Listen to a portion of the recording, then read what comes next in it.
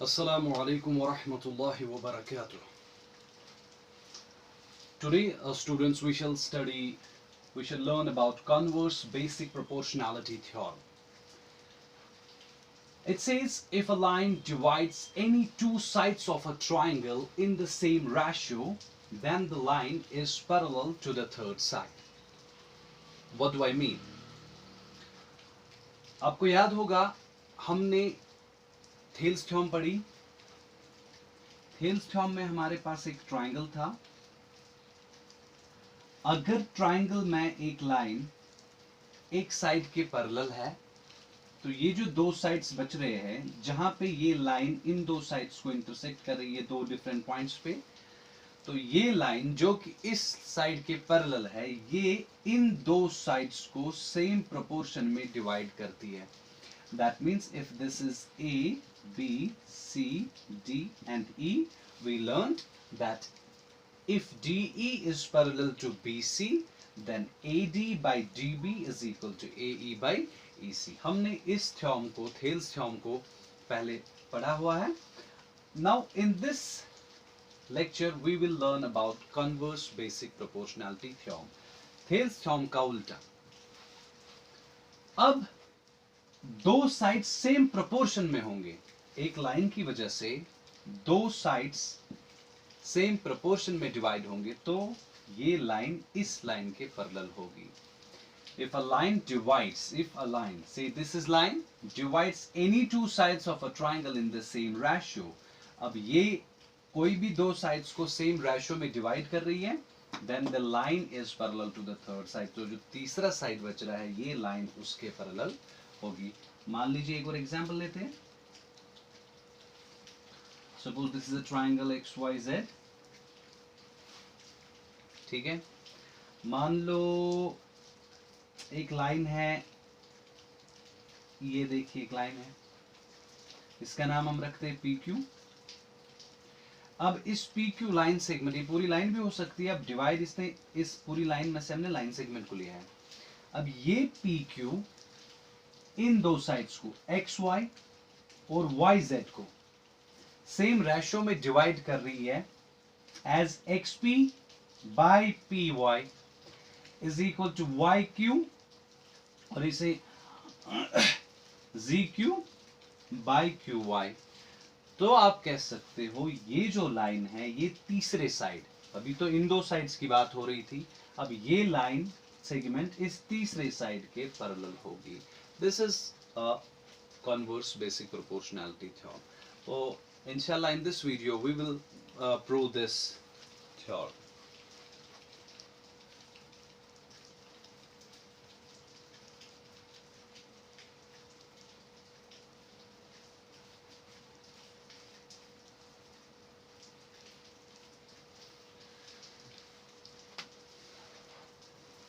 So I'll take a triangle.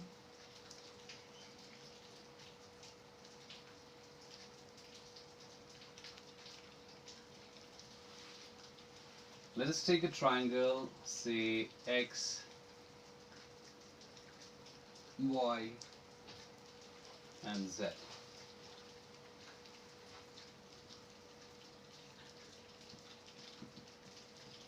Now what is given? A triangle XYZ. A triangle XYZ in which now converse में given होगा कि side proportion में है और line को parallel लाना है. थेल्स थ्योरम में या बेसिक प्रोपोर्शनैलिटी थ्योरम में लाइन पैरेलल है और साइड्स को प्रोपोर्शन में लाना है. इसको आप याद रखेंगे. let us say there's a line segment, say here line segment, say PQ, and this PQ divides these two sides in the same ratio. So I say a triangle XYZ in which XP by PY, अब same proportion में है तो XP by PY बराबर होगा XQ by QZ, या आप ले सकते हो XP by XY is equal to XQ by XZ. जैसा आप यहाँ से लेंगे वैसा ही आपको यहां से भी लेना होगा। X p by p y is equal to x q by q z. Okay, to prove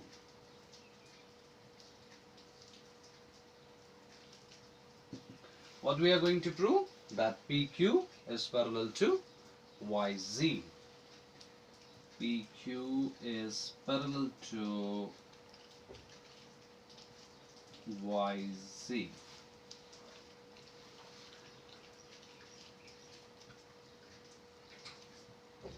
देखिए जी, बात को समझिए। PQ हमें प्रूव करना है पैरेलल है YZ के। मान लीजिए we will prove this by the method of contradiction or you say method of assumption. PQ या तो YZ के पैरेलल होगा या तो PQ YZ के पैरेलल नहीं होगा। There are only two possibilities. या PQ पैरेलल होगा या नहीं होगा, तीसरी कोई पॉसिबिलिटी है नहीं। हमें प्रूव करना है PQ YZ के पैरेलल है। मान लेते हैं PQ YZ के पैरेलल नहीं है। मान लो PQ YZ के पैरेलल नहीं है। Now in that case there must be some line from P which is parallel to YZ. देखिए ऐसे समझिए बात को, एक लाइन है, ये एक पॉइंट है, इस पॉइंट से एक ही लाइन जाएगी जो पैरेलल होगी इस लाइन को। There is only one line possible which passes through this point and is parallel to this line. अब देखिए मैंने एक लाइन बनाई, इस पॉइंट से निकाली और ये इसके पैरेलल है। दूसरी जो भी लाइन मैं इस पॉइंट से निकालूंगा वो इसके पैरेलल कभी नहीं होगी। थोड़ी सी भी अगर डिस्प्लेसमेंट होगी तो लाइन पैरेलल इसके नहीं होगी। बात को समझिए।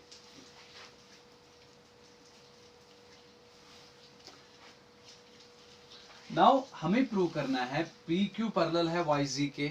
हम अज्यूम करेंगे दैट ये इसके पैरेलल नहीं है। अब दो ही चीजें हैं, या तो हमारा अजम्पशन सही होगा या तो हमारा अजम्पशन रॉन्ग होगा। मैं फिर से रिपीट करता हूं, बात को समझिए। हमें प्रूव करना है PQ YZ के पैरेलल है, या तो ये पैरेलल होगी या तो ये पैरेलल नहीं होगी। अब हमने अज्यूम किया ये इसके पैरेलल नहीं है।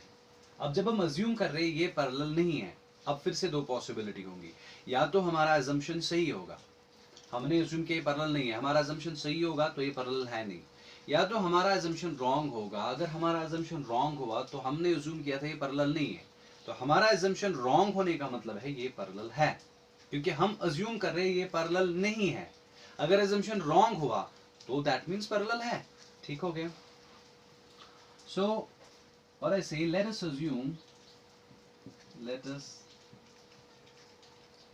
assume that PQ is not parallel to YZ. अब हमने अज्यूम किया PQ YZ के पैरेलल नहीं है, लेकिन कोई ना कोई लाइन तो ऐसी होगी जो P से होकर आएगी और YZ के पैरेलल होगी। कोई ना कोई लाइन तो होगी ना P से जो YZ के पैरेलल होगी। अगर PQ पैरेलल नहीं है तो कोई ना कोई और लाइन तो ऐसी होगी जो इसके पैरेलल होगी। Let that line be PQ dash. Let us assume that PQ is not parallel to YZ. Rather, PQ dash is. PQ dash मान लेते हैं हम, एक लाइन है जो कि इसके पैरेलल है YZ के। मान लो ये वो लाइन है,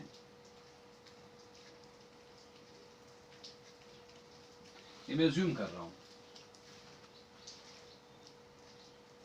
ये मैं अज्यूम कर रहा हूं कि P से PQ डैश एक लाइन जा रही है जो पैरेलल है YZ के। ठीक हो गया? Let us assume that PQ dash is parallel to YZ. PQ is not parallel to YZ, rather PQ dash is. ठीक है जी? अब PQ dash हमारे assumption के हिसाब से PQ dash YZ के पैरेलल है। So in that case, therefore I can say, Thales theorem क्या कह रही है? अगर लाइन पैरेलल होगी एक साइड को, जो दो रिमेनिंग साइड्स है वो सेम प्रोपोर्शन में डिवाइड होंगे। So therefore I say XP by py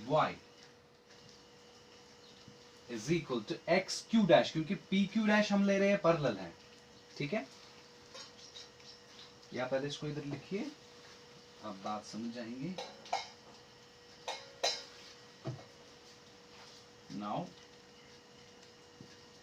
pq dash is parallel to yz, ठीक है जी,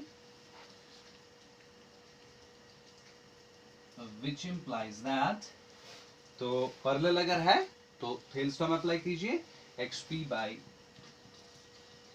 py would be equal to xq dash by q dash z,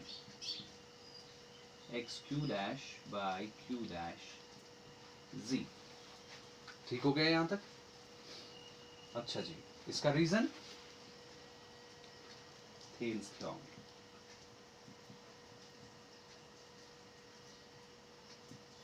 reason आएगा Thales theorem, okay. Now xp by pq is equal to xq dash by q dash z. However,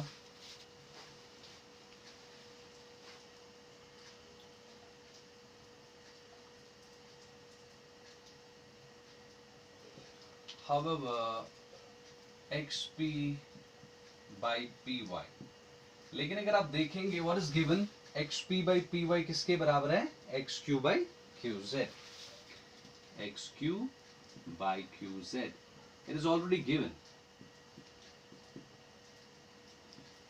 ये given है। अच्छा जी, इन दो को compare कीजिए, xp by py xq dash by q dash z के बराबर, xp by py is equal to xq by qz, तो ये इसके बराबर होगा, ठीक है ना। then xq dash by q dash z is equal to xq by qz, ठीक हो गया। हमने इन दो इक्वेशंस को कंपेयर किया, so we got xq dash by q dash z is equal to xq by qz, ठीक है। यहां तक मेक अ नोट, इसको मैं रब कर देता हूं, आप पॉज भी कर सकते हैं video.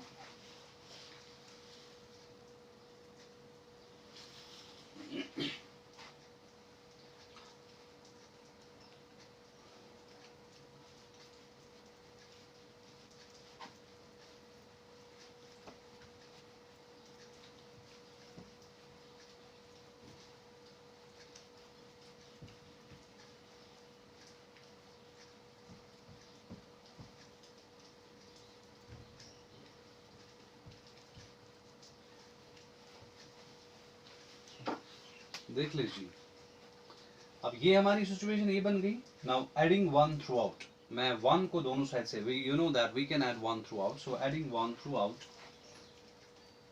or you can say adding 1 to both sides, adding 1 to both sides, which implies that what we'll get, xq dash divided by q dash z is equal to xq by qz, sorry इसको +1 यहीं पे करते हैं, +1 is equal to xq by qz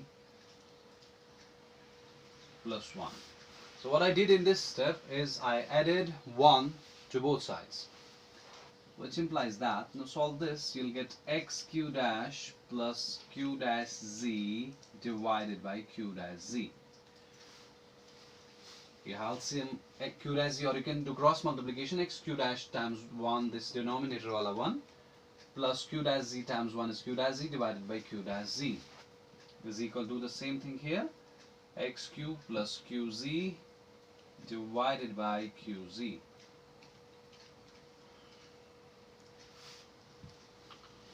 Got it? Which implies that, now what do you have?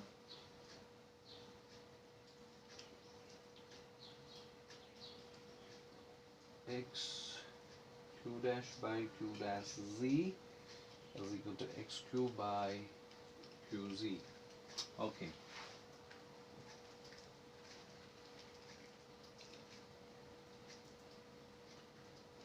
then we can do one thing.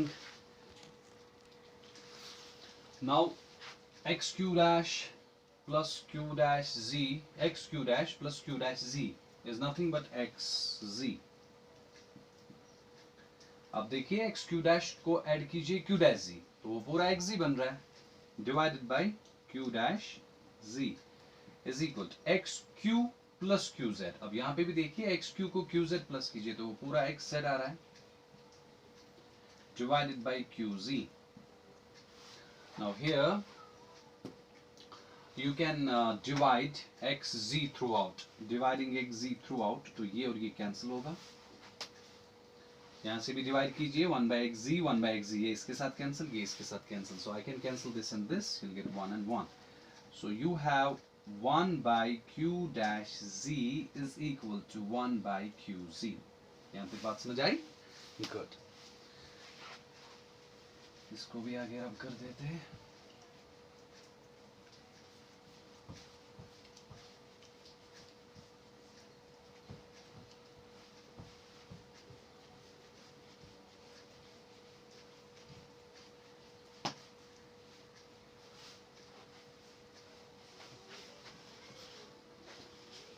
ठीक है जी.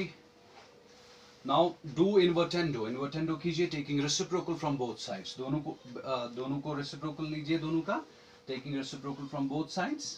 सो what you will get, q dash z is equal to qz. अब अभी तक की situation है q dash z बराबर है qz के. अब देखिए q dash z is equal to qz. Now it's not possible. Can I say this line is equal to this line? Not possible. Q, अगर Q और Q डैश डिफरेंट पॉइंट्स है, Q different point है और Q dash different point है, सो ये कभी possible नहीं होगा दैट Q डैश Z बराबर होगा QZ के. अनलेस एक ही पॉसिबिलिटी है, अगर Q और Q डैश कोइंसाइड करेगा. कोइंसाइड का मतलब है एक ही पॉइंट होगा, ये डिफरेंट पॉइंट्स नहीं होंगे. Q और Q डैश एक ही जगह पे होंगे, कोइंसाइड करेंगे. In that case we can say that Q dash Z is equal to QZ. Q dash Z is equal to QZ, which is not possible, which is not possible, which is not possible, which is not possible, unless, which is not possible unless Q and Q dash coincide. ये possible ही नहीं है यहां तक कि अगर Q और Q dash coincide करेगा, then it's possible. It's definitely possible if Q and Q dash is the same point. So we arrive at the conclusion that Q and Q dash is a same point. ये एक ही point है, Q और Q dash एक ही point है. So हम क्या कहेंगे? Therefore I can say P. Therefore PQ, क्योंकि हमने assumption में लिया PQ dash XY के पैरेलल है, XZ sorry, PQ dash XYZ के पैरेलल है, ये हमने assume किया था. अब Q dash Q एक ही पॉइंट आया, तो Q dash को मैं रिप्लेस Q से कर सकता हूं. So I'm done. Therefore PQ is parallel to YZ. अब देखिए जो हमने assume किया कि P से एक लाइन गई जो कि इसके पैरेलल होगा, और वो वही लाइन आई. जो हमने अज्यूम किया कि कोई ना कोई लाइन है ऐसी जो P से आ रही है और YZ के पैरेलल होगी, तो हमने पाया वो लाइन PQ ही है. अब अगर मैं और एक Q डैश की जगह कोई और पॉइंट लेता, से Q double dash, I would have done the same thing and I would have arrived at this step that P, that point is again is nothing but PQ. मतलब P से जो भी पॉइंट मैं assumption में इस तरीके से लूंगा, वो पॉइंट मुझे लास्ट में ये रिजल्ट आ रहा है कि वो वही पॉइंट है. So I can easily say that there is only one line from P which is parallel to YZ and that is PQ. Therefore PQ is parallel to YZ. Hence proved. Quadrat demonstrandum. ठीक है जी.